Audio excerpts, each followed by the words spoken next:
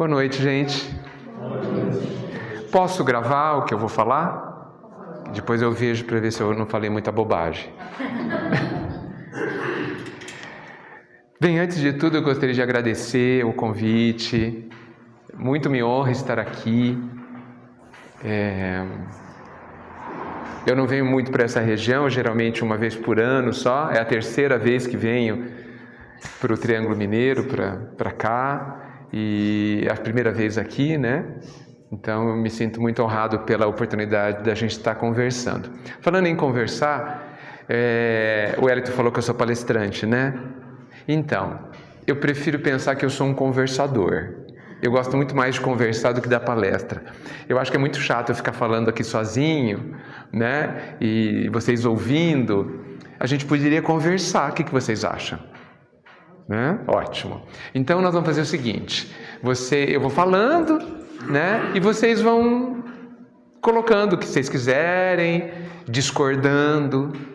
Eu adoro quando discordam de mim, porque é a hora que eu aprendo, né? A hora que eu melhoro o que eu estou pensando. Então sintam-se à vontade, não sintam-se tímidos, a casa é de vocês, eu que estou tímido, tá bom? Então, vou gostar muito de conversar com vocês, saber o que vocês pensam, né?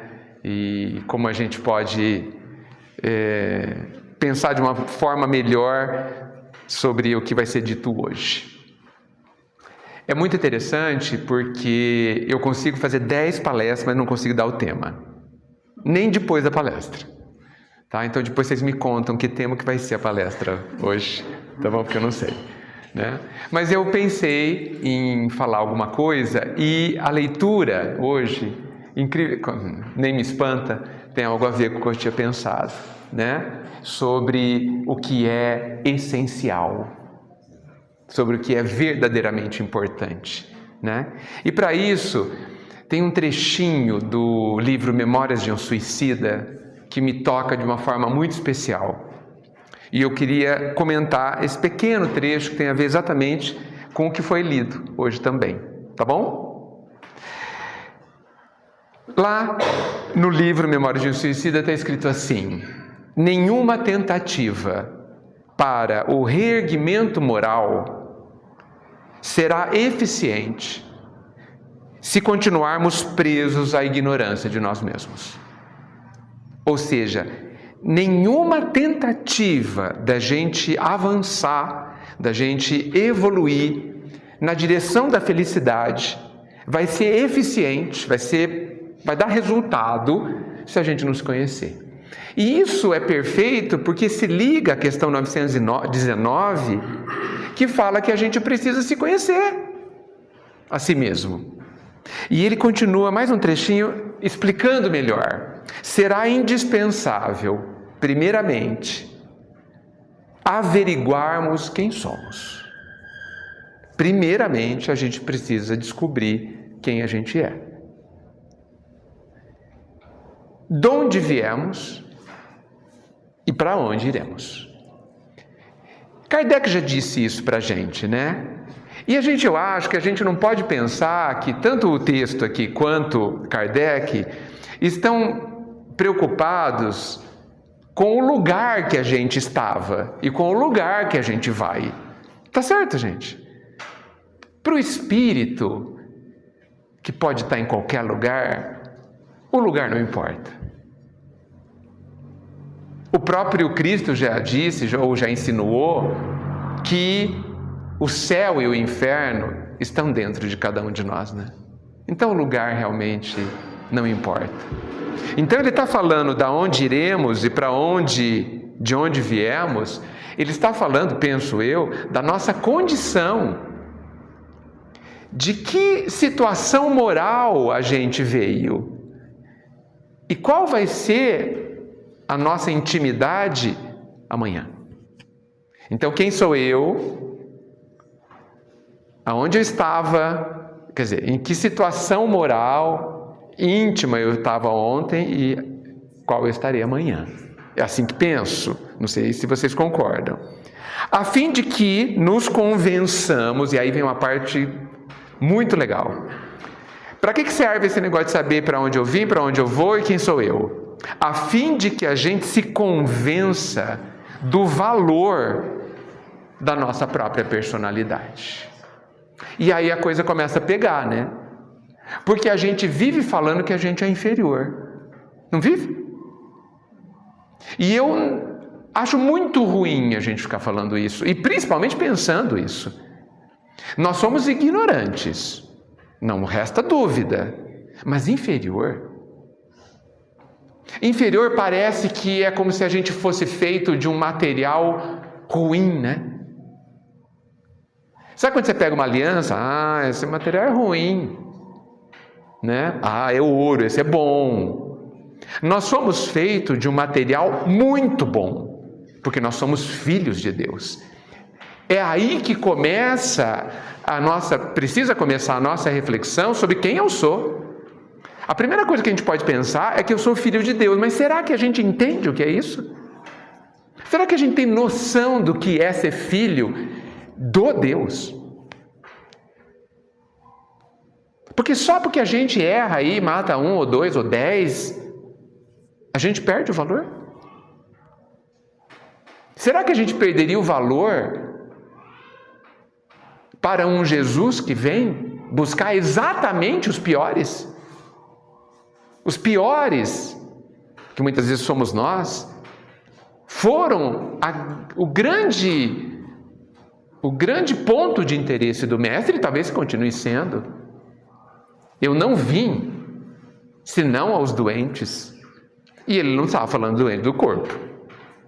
Porque o corpo, apesar da sua imensa importância, é muito menos importante que nós, né? Então, olha, a fim de que a gente se convença do valor da nossa própria personalidade. E a sua elevação moral, e a nossa elevação moral, a gente se dedique devotando a nós próprios toda a consideração e o máximo apreço. O máximo apreço.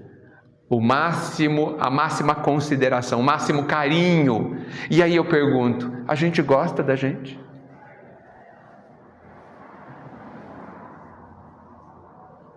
Eu não perguntei se a gente gosta do que a gente faz.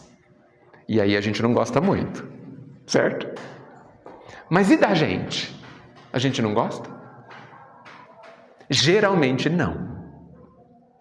Porque a gente muitas vezes foi educado e a gente está imerso dentro de uma sociedade que só porque a gente erra, a pessoa não vale nada. Não é assim?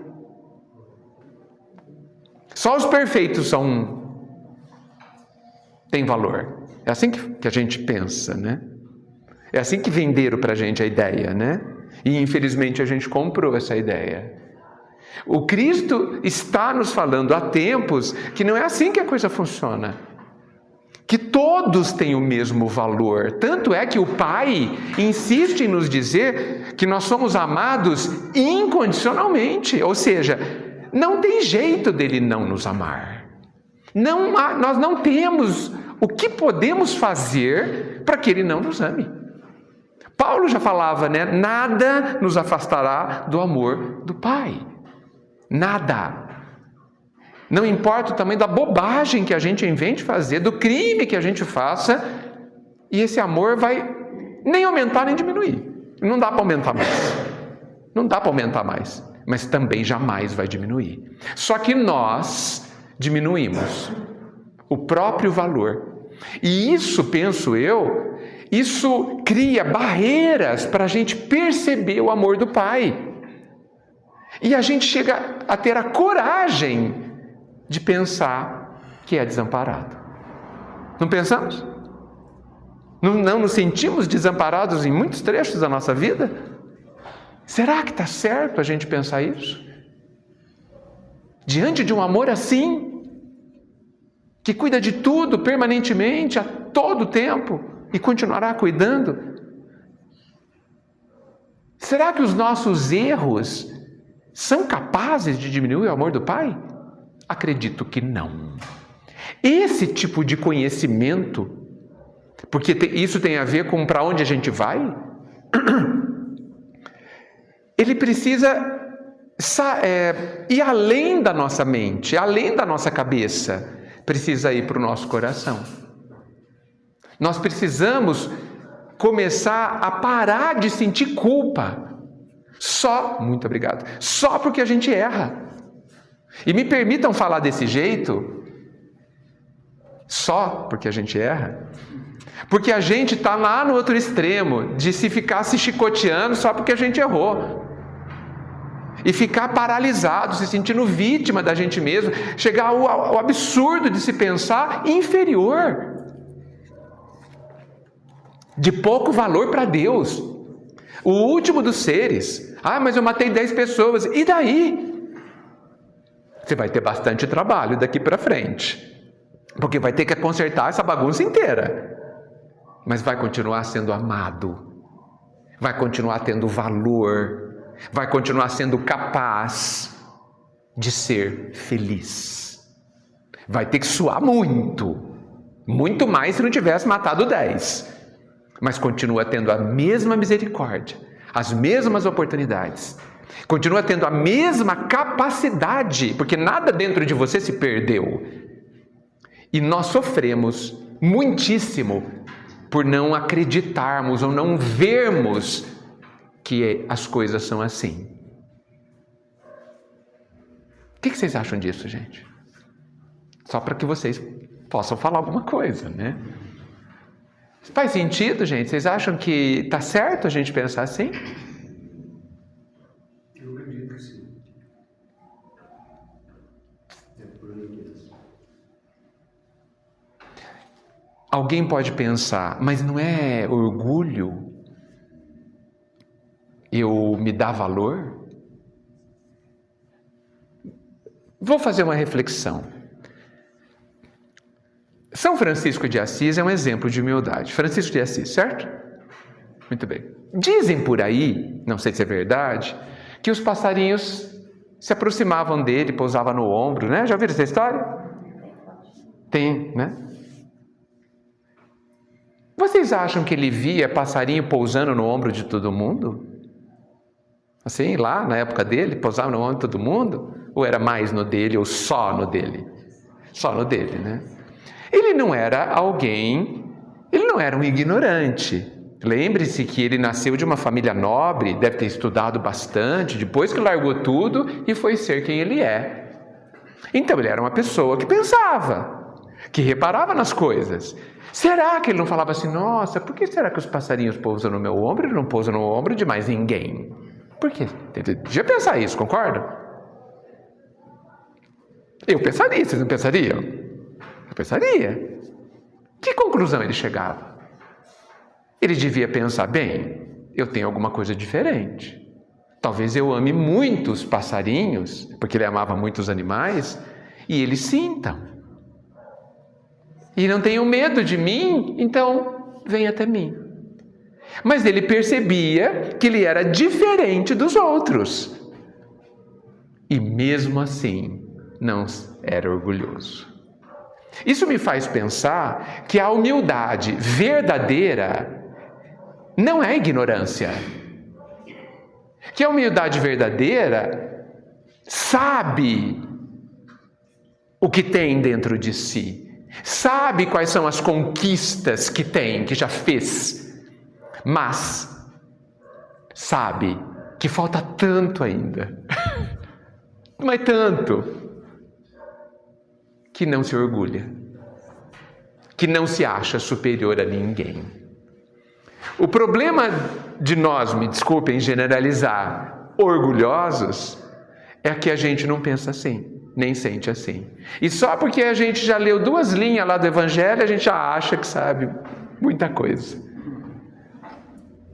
E não sabe nada. Então, gente, não acho que nos darmos o correto valor seja um ato de orgulho. Não acho. Porque é uma realidade. Nós temos um valor imenso. Olha o investimento que o Pai faz. Ele criou isso tudo, esse mundo inteiro, esse universo inteiro, para quê? E para quem? Para os seus filhos. A doutrina nos ensina que no universo existem apenas 3 coisas: Deus, a matéria ou energia e nós.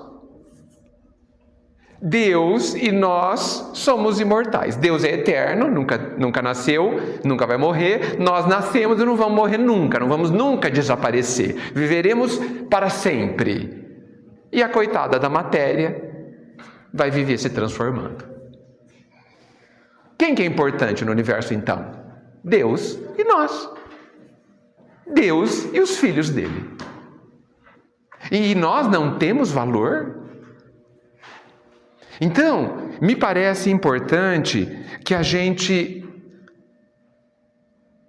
se esforce, trabalhe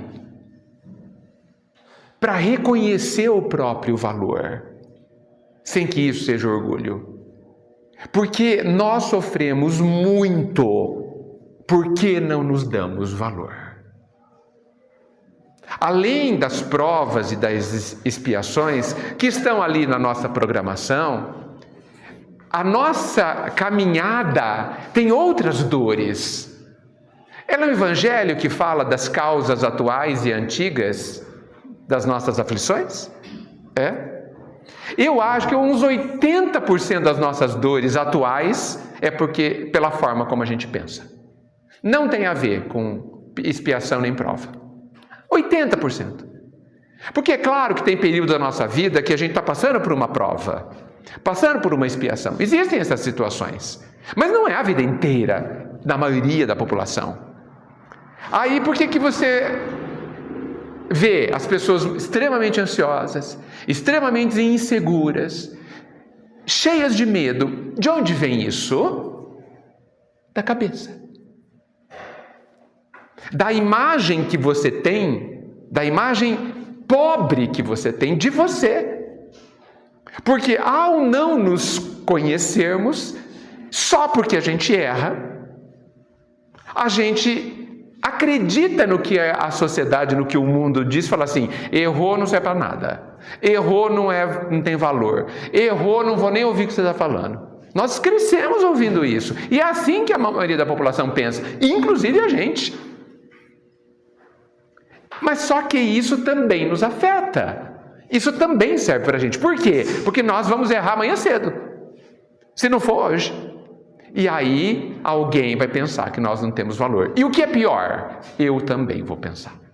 Eu mesmo vou pensar que só porque eu errei, eu não tenho valor. Quer ver outra coisa que eu ouço muito na casa espírita? Puxa, faz 30 anos que eu leio o Evangelho e ainda continuo errando. A gente não pensa assim? Deixa eu falar uma coisa para vocês. Se eu der um livro de como construir uma parede para vocês e falar assim: leiam esse livro por 30 anos, tudo bem? Deve ser uma chatice, inclusive, né? 30 anos ler esse livro de construir a parede. Depois de 30 anos, você sabe construir a parede? Você não fez nenhuma vez a parede, só leu. Sabe fazer a parede? Eu não ficava por perto. Vai cair na cabeça. E por que a gente lê o Evangelho, que é muito mais difícil que construir uma parede, 30 anos e acha que sabe? Por quê? Por que a gente faz essa... Mesmo que pratique, a gente não tem condições numa vida de praticar tudo aquilo. Mas a gente se impõe, e possivelmente por orgulho, eu li, ou eu sou espírita, agora eu tenho que ser perfeito. Isso é uma prisão que a gente se coloca e sofre por estar nela. Eu gosto de uma frase que diz assim: saber e não fazer é ainda não saber. Só sabe quem faz, né, gente? Só sabe quem faz. E qual o problema de nós sermos estudantes do Evangelho? E quando o exercício chega da vida, a grande professora, eu erro o exercício. Qual o problema se eu sou ainda estudante? Por que lá na sala de aula a gente pode errar o exercício? E aqui, nesta sala de aula chamada Vida Encarnada, a gente não pode. Quem disse que a gente não pode errar? Vocês acham que Jesus acredita que a gente não vai errar? Vocês, quando estão ensinando alguma coisa para os filhos, ou a professora, acredita que só porque você falou uma vez eles entenderam? Quantas vezes a gente fala para os filhos para eles escovar os dentes? 15 anos fica falando. E às vezes esquece. E às vezes não aprende. 15 anos, você fala 4 vezes por dia. Para aprender a escovar dente. Quantos anos a gente vai ter que estudar para aprender a perdoar? Vidas. E está tudo bem. Por quê? Porque é difícil. Porque é difícil. E porque a gente precisa praticar, a gente precisa vencer muita resistência, muita coisa dentro de nós. Mas quando a gente aprender, nunca mais esqueceremos. Igualzinho como quando a gente aprende a andar de bicicleta. Nunca mais a gente esquece. Porque quem sabe, não deixa de saber jamais. E é assim o processo, gente. Essa imposição de querer ser perfeito nessa vida, não é do Pai, é nossa. E quando a gente não consegue, e a gente não vai conseguir, a gente sofre. Pensem aí, quanto sofrimento a gente tem, carrega no peito, porque se vê imperfeito e, portanto, sem valor. Quanto sofrimento, gente? Quanta ansiedade, quanta angústia, quanto de ideia de que nós somos desamparados só porque a gente erra, a gente carrega no coração. Essas dores todas a gente poderia jogar fora. Todas. Porque são frutos do nosso orgulho. Jesus disse assim, sede perfeito, né? Vocês perceberam quando ele disse isso? Com toda a gentileza ele estava dizendo que a gente não era perfeito. É um jeito sutil, né? Ele falou assim, ó, eu sei que vocês são imperfeitos, mas eu sei que vocês vão conseguir ser. Ponto. Ele, graças à imensa bondade dele, ele não colocou prazo. Porque aí a gente ia ficar preocupado. Quando que eu tenho que ser perfeito? Quando você conseguir. Porque cada aluno, como cada fruto, tem o seu momento de amadurecer. Não é assim? A manga amadurece em dezembro? Dezembro. A par da questão de que hoje a gente tem fruta madura todo ano, o ano inteiro, de verdade é dezembro. Ah, mas eu queria em fevereiro. Lamento.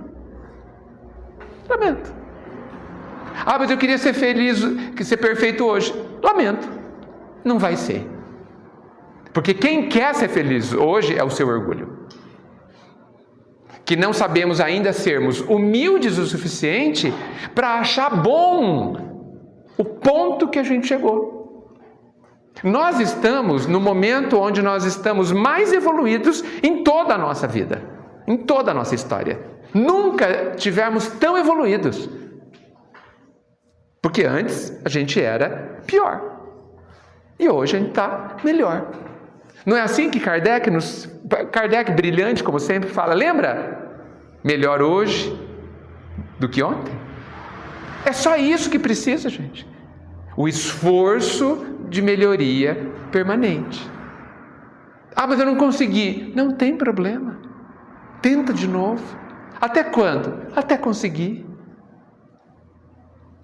Olha a leveza, porque nós estamos falando de um pai de amor e não um carrasco. Nós estamos falando de um pai de amor e não um juiz, porque nós somos mais severos do que ele quanto a nós mesmos. Enquanto a gente se julga e se condena e se castiga, ele não julga, não condena e não castiga. Ele apenas por muito nos conhecer e nos amar, renova as oportunidades para que a gente aprenda, renova os exercícios. Ele faz o que a gente não ainda consegue fazer na maioria das vezes. Ele confia em nós, mas nós não.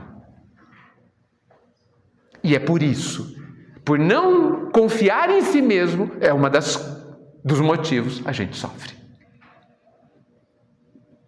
Então, gente, olha a importância e a profundidade desse trecho. O Memórias de um Suicida inteiro é magnífico, né? É para ler a vida inteira. Mas esse trecho me chama a atenção, porque ele diz, você quer melhorar? Eu quero. Ótimo. Então, conheça você mesmo. Descubra de onde você veio e para onde você vai. E se convença do seu valor. É um convencimento, perceba. Ninguém consegue fazer isso por mim. Eu preciso me convencer que eu tenho o meu valor. E esse valor é único. E isso muda a nossa história. Porque quantos dos nossos ciúmes nos nossos relacionamentos, quanto das nossas inseguranças em relação a tudo, tem como causa o fato de eu não dar o meu valor, o valor que eu tenho. Queremos ser menos inseguros? Queremos ter menos ansiedade? Queremos ter menos medos? Eu sei que sim. Então, reconheça o próprio valor. Simples assim. Por isso que eu coloquei entre aspas. Simples. É só isso, entre aspas. Talvez essa seja, eu fico pensando, uma das coisas mais importantes que a gente precisa dedicar agora, gente. Por quê? Porque isso vai tirar, talvez, caminhões de dor. Agora. Oi. Quando você fala dos erros, né, que nós cometemos, é assim, mas é eu cometer um erro sem eu saber que aquilo ali é errado. Não. Lembra que Paulo disse? Sim, eu sei que não pode matar. Certo, mas às vezes a gente mata. Aliás, querer matar alguém é todo dia, né? Certo? Olha como a gente já evoluiu, porque antes a gente queria e matava. Hoje a gente só quer. Tá ótimo. Fica com vontade, né? Depois a vontade passa. Principalmente em trânsito, né? Nossa, em trânsito, um monte de situação, dentro de casa, não é? Mas depois passa e fica tudo bem, né? Lembra que Paulo disse? O que quero não faço, e o que não quero faço. Então, mesmo estando consciente de que aquilo era um erro, ele errava. Paulo, então a gente pode também. Por quê? Porque a gente precisa, penso eu, entender o que é um erro e entender o que é um acerto. Um erro é um comportamento, é uma atitude, é um pensamento, é um sentimento que a gente se habituou a fazer há milhares de anos. É um hábito. O ideal seria chamar de vício, mas vamos chamar de hábito. É uma coisa que você faz automaticamente. Bateu, levou. Não é assim que a gente faz? Pisou no meu dedo, eu dou um murro. Ponto. Eu não penso. Por quê? Porque há séculos eu ajo assim. Agora o Cristo, eu me aproximei do Cristo e ele fala, olha, não é bem assim. Para ser feliz, tem que adquirir outro hábito. O hábito de perdoar. Vou falar diferente, fica melhor. O hábito de compreender que você não está sendo atacado só porque estão batendo em você. Que você não está sendo atacado só porque estão te criticando. Que você não está sendo atacado quando eles estão, aspas, te ofendendo. Ah, não estou sendo atacado. Não, são eles que estão cometendo erros. São eles que não estão me compreendendo. São eles que não estão entendendo como se vive. E ele propõe, mas você pode compreendê-los. Você pode compreender sem se abalar, sem sofrer o que eles estão fazendo. Isso é o perdão. Isso é tão importante que a última coisa que o Cristo diz é isso. Perdoa-os, Pai. Eles não sabem o que fazem. Olha a dica que ele deu para nós. Por que a gente, como o Cristo, pelo menos não começa a pensar que quando alguém me critica, me bate, me prejudica nos meus interesses, fala bobagem sobre mim, por que eu não penso que essa pessoa não sabe o que está fazendo? Por que eu não penso assim? Porque não estou habituado a pensar assim. E vocês, talvez tenha professores aqui presentes, a educação é a criação de novos hábitos, novos e bons hábitos. Escrever é um hábito, gente. A gente demora 5 anos escrevendo, lendo, para hoje fazer isso automaticamente. Perdoar vai demorar um pouco mais que 5 anos. Mas não tem problema, porque o perdão é tão grandioso que é justo que para aprender a gente demore mais. Além do que, não sei porque a gente tem tanta pressa. Porque somos imortais. Não estou dizendo para a gente ficar procrastinando e deixar as coisas para amanhã. Estou dizendo para a gente sempre prosseguir e não ficar com essa ansiedade, eu preciso aprender tudo. Não tem que aprender tudo. Você tem que aprender só o que a vida te propõe. O aluno que chega na escola, ele não fala para o professor, e se falar vai ser ignorado. Professora, hoje eu quero aprender tudo. A professora fala assim, você vai aprender o que eu falei que você vai aprender. Porque eu sei o que você pode aprender. Eu sei o que você consegue aprender. E a vida nos dá o que a gente consegue aprender, porque a vida é amorosa. É uma professora sábia que nos ama e que nos conhece.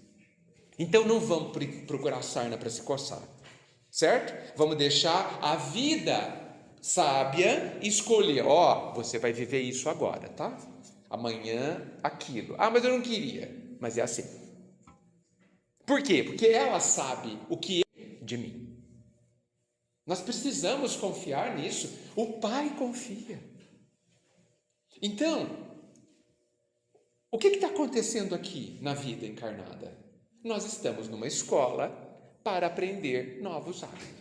Então, aquele erro de matar as pessoas era um hábito que eu vou desgastando, sabe? Eu vou diminuindo de intensidade. Tanto é que antes eu matava, hoje eu só quero. E amanhã nem querer vou. Olha só. Por quê? Porque eu sei que não é bom. Eu já vivi consequências por ter matado que eu não gostei, que doeram, porque são consequências firmes e fortes.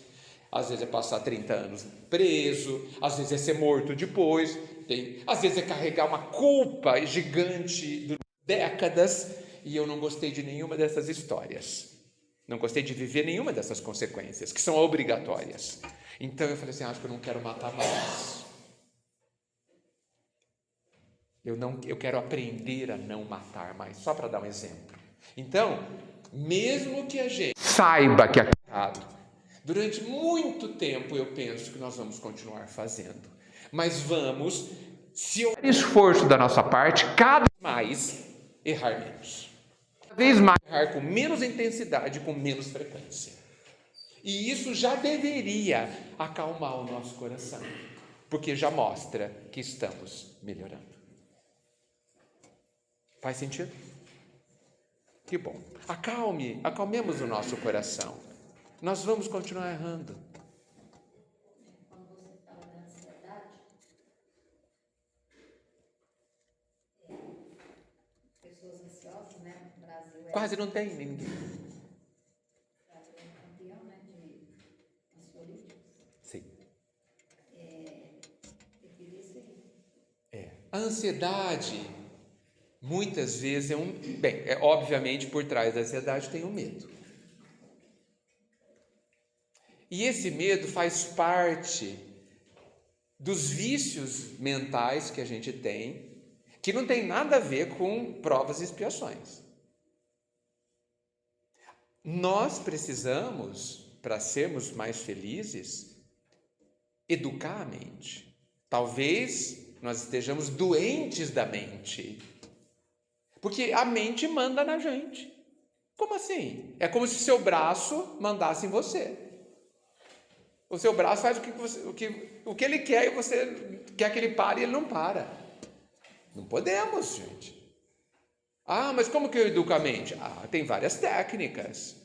Uma delas, e a mais fundamental, é saber que você é capaz e precisa, para estar equilibrado, para estar bem, de educar a mente e educar o coração. Nós precisamos chegar, quando eu falo isso o pessoal me mata, a gente precisa chegar no nível assim, aconteceu um problema, aí você para e fala assim, vou me preocupar com esse problema amanhã às 3 da tarde. Isso é mostrar quem manda. Por quê? Porque agora eu tenho que me preocupar com outras coisas. Então amanhã às 3 da tarde eu penso nisso. Vocês acham possível? Pois é possível. É possível. Talvez a gente não saiba, o que é outra história. Mas a pergunta importante é: você procurou saber como fazer? Você quer aprender de verdade? Ou é uma delícia ser ansioso? Porque, gente, tudo que a gente faz tem dois lados, como as moedas. É ruim e é bom. A pessoa ansiosa geralmente é uma pessoa resolutiva. Ela resolve um monte de coisa. Isso é bom. Mas como toda moeda, ela também sofre, porque a hora que ela não quer resolver, ela não consegue. E a hora que não tem solução, então, acabou a noite. Fica acordado a noite inteira. Escolhas. Sofre. Tem um ditado que é ótimo, não sei se vocês conhecem, fala assim, a pessoa ansiosa fala assim, passei por muitas tragédias na minha vida, algumas até aconteceram. Essa é a pessoa ansiosa. Ela viveu todas as tragédias, a maioria só estava na cabeça dela. Algumas, umas 3, 4 aconteceram, mas ela viveu, ela sofreu as 200. Esse é o ansioso. E aí eu falo, brincando, sofreu porque quis. Brincando sério, sabe? Sofreu porque quis. Porque só 3 eram verdadeiras. E o ideal é que a gente não viva nem as 3. Por quê? Porque o Cristo e a doutrina vêm nos ensinar como viver as chamadas tragédias, que eu tenho certeza que para Deus não existem. A palavra tragédia, a palavra problema, para Deus não deve existir. Só a gente que inventou. Para Ele é tudo exercício, tudo aprendizado. Gente, nem morrer a gente pode. O que de mal pode acontecer para alguém nem morrer? Me contem, me dê... Vou fazer uma pergunta sobre isso. Me fale uma coisa irremediável na vida, que não tem remédio. Só uma.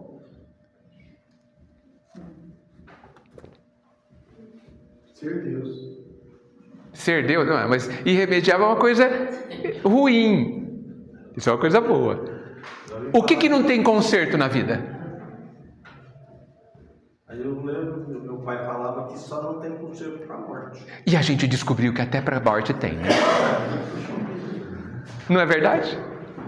Porque a gente precisa entender o que é morrer. Morrer é parar de pensar e de sentir, não é não morrer como o espírita pensa. Para os outros que não acreditam na imortalidade, morrer é parar de pensar, parar de sentir, portanto, parar de existir. Certo? Nós nunca vamos parar de existir. Nunca mais.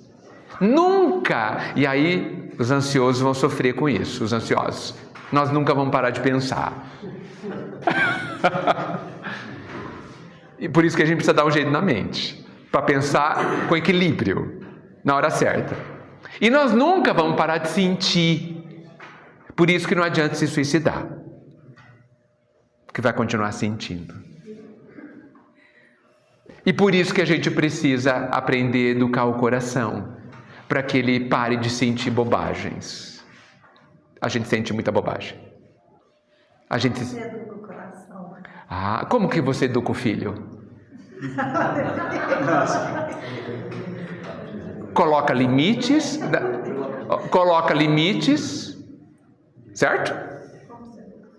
Coloca limites, ama, compreende, mas coloca limites, coloca de castigo de vez em quando, fica aí para pensar, entendeu? Você reconhece o sentimento, você existe, mas não é assim que funciona. Porque o nosso sentimento é cheio de vontades, né? Adora ter vontade, quer isso, quer aquilo, tal, vive carente, né? Tal, sinto falta disso, sinto falta daquilo. E será que tudo que a gente sente falta é importante?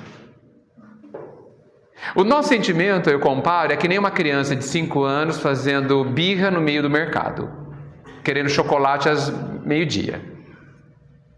É o nosso sentimento. O que você faz? Deixa lá espernear. Deixa espernear. Uma hora para. A hora que você sair da vista, assim, para de. Não é? E é isso que ele tem que fazer com o nosso sentimento. Ser firme com ele. Porque ele é uma criança mimada.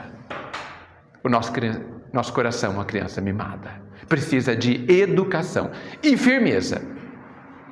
É claro que ao sermos firmes com ele, a gente vai sofrer.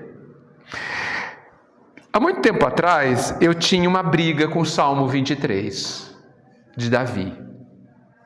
O Senhor é meu pastor, nada me faltará. Aí eu olhava para mim e falava assim, deve ter alguma coisa errada nesse salmo. Pretensão minha, né? Muita coisa errada. Por quê? Como assim nada me faltará se eu sinto falta de um monte de coisa? Alguma coisa está errada. Aí, infelizmente, eu cheguei à conclusão que quem estava errado era eu, e não Davi. Tá certo? E o que eu descobri? Que o salmo está certo. Nada me falta. Nada do que eu preciso de verdade. Mostrando para mim mesmo que eu sinto falta de um monte de coisa que eu não preciso de verdade. E para essas necessidades ilusórias, eu devo falar, fica quieto, porque isso você não vai ter. Para mim mesmo, para o meu coração. E aí ele vai aprender o que é importante. Autoeducar-se, que é o que nós estamos fazendo na vida, não é simples. Mas nós temos essa capacidade. Aliás, só nós seremos capazes de nos autoeducar. Ninguém tem o poder de me obrigar a fazer o que eu não quero. Ninguém. Nem Deus faz isso. Ele nos respeita de tal forma, Ele nos olha e vê tanta dignidade dentro de nós. Nós somos filhos dele, gente. Isso não é pouco. Não entendemos bem o que é isso, eu reconheço, mas isso não é pouco. Ele olha para a gente com tanta dignidade. Nós somos a obra-prima dele. Se a gente acha bonito a natureza e o universo, ela é feia e pobre perto do que nós somos. Porque nós nunca desapareceremos, enquanto toda a natureza vai virar pó um dia. E nós veremos isso, hein? E prosseguiremos. Olha a grandeza que está em nós. Não é à toa que Jesus disse, brilhe a sua luz. Brilha a luz que está dentro de você e que você não vê. E que você não sabe nem onde está. Porque a gente não sabe onde está. Está o nosso autodesconhecimento.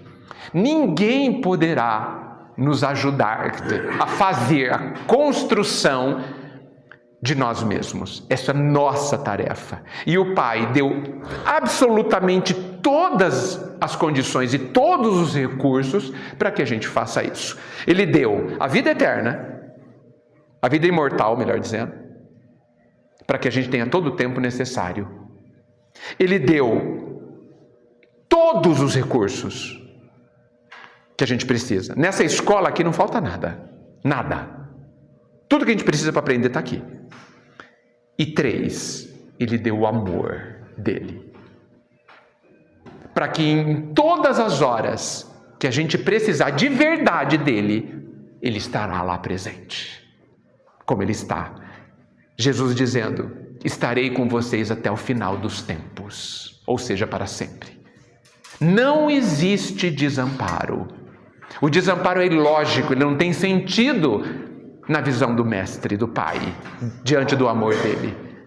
E nós nos sentimos desamparados, voltando ao começo da nossa conversa, porque a gente não se dá o valor. Por isso é muito importante, no meu entendimento, que a gente olhe para a gente e, sem medo de estar sendo orgulhoso, mas muito atento ao orgulho, que é capcioso e sutil, e é que nem a água, ele penetra nas rachaduras do nosso ser e entra dentro da gente sem a gente ver. Fiquemos atentos ao orgulho. A gente precisa confiar em nós, mesmo quando a gente errar, e começar a nos amar. Isso é tão importante, gente, que na lei maior está inscrita essa questão. Como que é? Amar a Deus sobre todas as coisas e ao próximo de que jeito? Então tem que amar a si mesmo. Será que a gente não está esquecendo dessa parte? Afoitos em amar o outro, o que é ótimo. Será que a gente está esquecendo como é que a gente precisa amar o outro? Como eu amo a mim mesmo?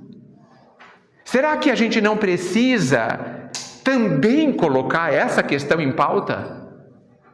Porque quando Kardec brilhantemente colocou fora da caridade não há salvação, ele não disse para quem era a caridade, disse?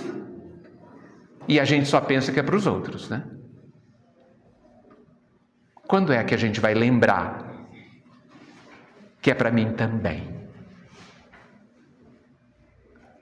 Quando é que eu sou caridoso comigo? Quando eu me perdoo.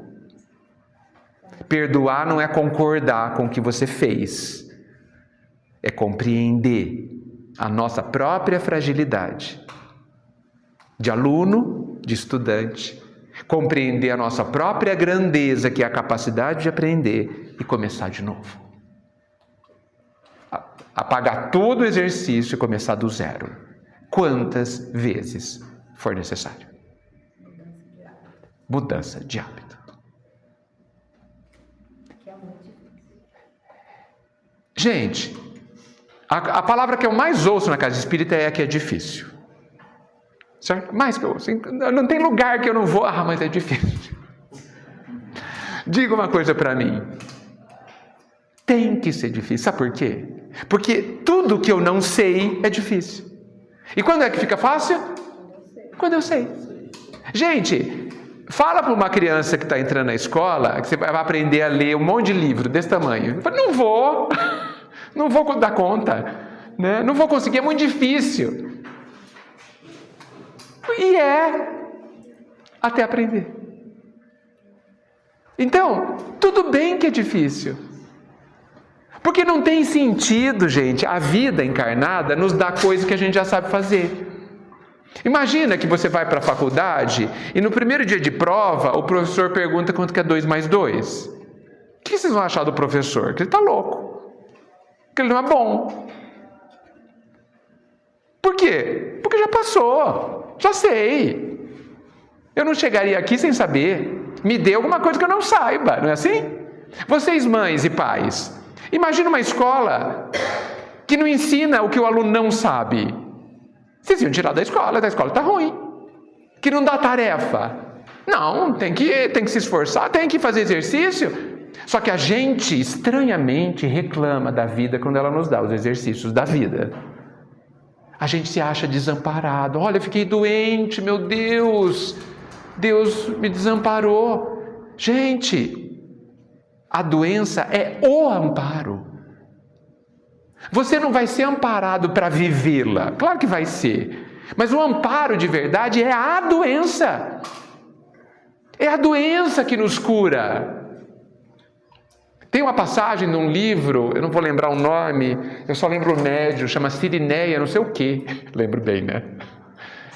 Conta que Jesus foi procurado por uma pessoa muito rica, falando: olha, eu queria que o senhor curasse a minha esposa que está com lepra. A lepra era muito comum naquela época, né? E Jesus foi, um palacete, entrou num quarto, o quarto fedia, um aroma terrível, porque a lepra apodrece as carnes. Quando Jesus abriu, ele disse assim para o marido: não posso curar o corpo da sua esposa, porque a lepra está curando-a.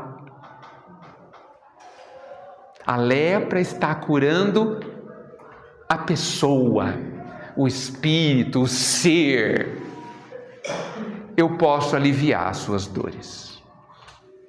E assim ele fez. Ela desencarnou em poucos meses, curada. Por que a gente não consegue pensar assim?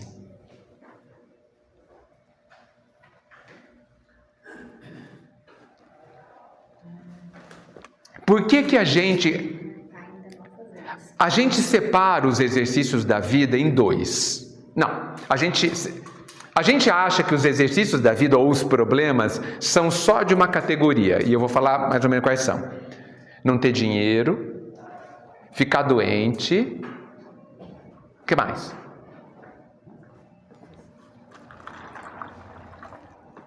Geralmente é por aí, né? E a gente fala que ter dinheiro e ter saúde é ótimo, né? Certo? Mas será que ter saúde e ter dinheiro não são provas também? Vou só fazer uma pergunta. Boa parte da vida de todos nós, a gente teve saúde, né? Uma boa parte. Raros são aqueles que nascem já doentes, apesar de existirem. A gente foi feliz quando tinha saúde? Não, né? Então essa historinha que a gente ouve por aí que felicidade é tudo, quer dizer que saúde é tudo, é mentira. Porque não é. Por quê? Porque é a saúde do corpo. E o corpo não interessa. Não para a felicidade do ser. E por que a saúde é prova? Porque a gente precisa aprender a ter saúde.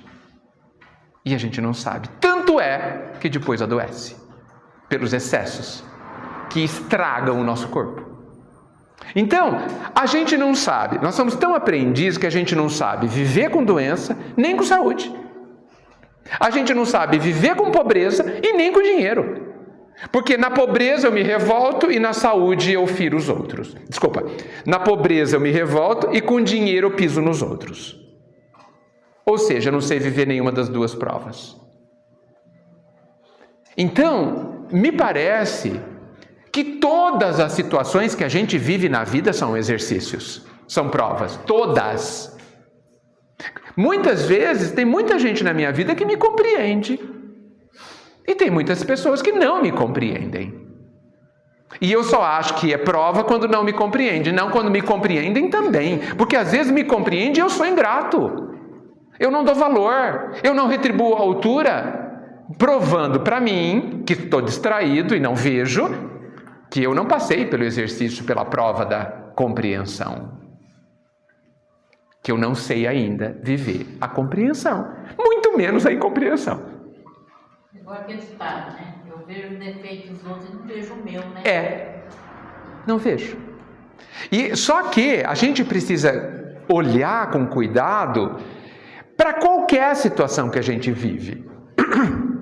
Para parar de achar que só porque ficou doente, só porque ficou sem dinheiro, só para falar essas duas coisas, o pai me esqueceu. Não, ele te lembra permanentemente. E olha, fazendo uma brincadeira séria, eu rezo para aqueles que entram nas filas da loteria. Porque eles não têm noção do que eles estão buscando. Porque pode ser que eles ganhem. Isso é um risco muito grande. Imagina você ganhar sozinho na loteria, você vai saber ser feliz? Ou você vai estragar a sua vida? A vida eterna, é claro. A chance de a gente estragar é alta, né? E a gente entra na fila de loteria procurando perigo. Procurando. Eu não jogo de jeito nenhum. Eu já falei para Deus, se quiser me tornar rico, se vira. Se vira. Tá? Por conta própria isso não vai acontecer. Brincando, falando sério. Por quê? Porque eu entendo. Basta a gente olhar um pouquinho para a gente sabe o que vai acontecer se acontecer alguma coisa, se você ganhar muito dinheiro. E os coitados, gente, que são ricos, têm saúde e é bonito. Esses tem que orar por eles, gente. Isso é muito difícil. Hoje em dia, então, essa pessoa pode tudo. Nem preso vai, a maioria das vezes. Olha, bonito, rico e com saúde. Oremos por eles. A gente não vê nos livros alguns espíritos fazendo a sua programação e pedindo para vir com um defeito físico? Porque sabe que se vier com saúde não vai aguentar? Vai fazer besteira de novo? Vai humilhar o outro? Vai ser prepotente? Não vai saber usar o poder? São provas, gente. E a gente é tão distraído que a gente busca essas encrencas. Ai, todo mundo gostaria de ser bonito, todo mundo gostaria de ser rico, todo mundo gostaria de ter saúde. Você dá conta? Ou você vai se estrepar mais ainda? Agradeçamos a Deus. Da mesma forma que os pais da terra, quando os filhos querem brincar, manda para a escola, mesmo que ele chore. O nosso Pai que nos ama tanto, quando a gente quer umas bobagens, graças a Deus Ele nega. Às vezes Ele concorda só para a gente aprender a pedir. Graças a Deus Ele concorda pouco com os nossos pedidos insensatos. Mas já acabou o nosso tempo? Não, quantas horas? 9 passada. Eu achei que vocês falaram muito pouco comigo, tá? Vou fazer uma reclamação. Não dá chance pra gente, não. Hã? Não entendi. Não dá chance pra gente, não. Não, mas eu adoro que falem. Eu tenho que conversar o mínimo possível, falar o mínimo possível. Gente, eu agradeço muito a atenção de vocês, o fato da gente estar se conhecendo. Peço para que vocês não acreditem em mim. Ué, por que vocês acreditariam? Então, e isso é vocês que vão ter que saber se é verdade, né? Então eu acho que a casa espírita é um lugar de fermentação de ideias. Nós precisamos ser críticos. Kardec nos ensinou, analise o que você está lendo. Analise o que você está ouvindo. Jogue fora o que não serve. E pegue o que é útil. Então peço para que vocês sejam críticos. Eu não sou o dono da verdade. O que eu disse é o que eu penso apenas, né? E por isso que eu gosto de conversar, porque é muito possível que vocês pensam melhor que eu, né? Mas eu agradeço muito a atenção, o convite, o carinho com que fui recebido e que percebo em vocês. E só podemos agradecer ao Pai a oportunidade da gente estar junto, se relacionando, se conhecendo, porque é aí, no relacionamento, que nós temos a grande chance de se conhecer a si mesmo e poder mexer dentro de nós, nos lugares que precisam ser mexidos. Muito obrigado. Que Jesus nos abençoe. E o seu livro? O meu livro, coitado. O meu livro chama-se Permita que eu fale ao seu coração.